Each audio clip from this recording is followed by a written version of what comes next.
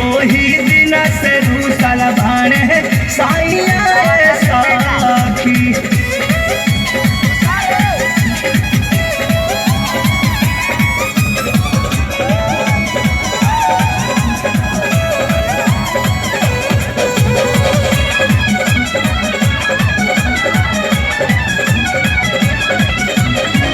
काल हुए से बोलत नहीं खाना बारे मुँह फुलाइले उनके फिक्र में नाचे खाना नहीं खाइले।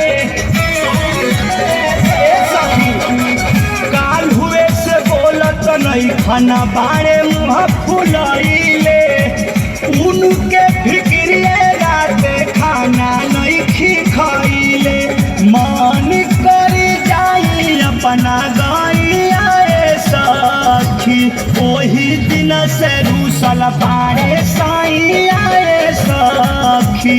ओही दिन से रूसल बाड़े साइया सखी।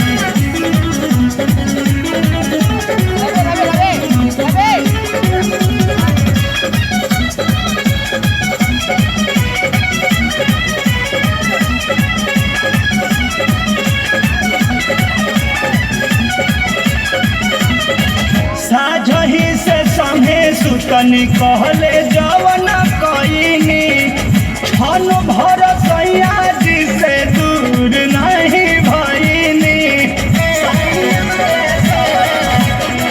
साझही से समे सुतनी कहले जवन कईनी छन भर सैया जी से दूर नहीं भईनी।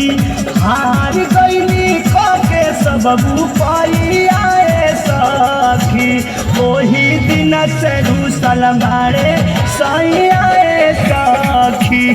ओही दिन से रूसल बाड़े साइया सखी।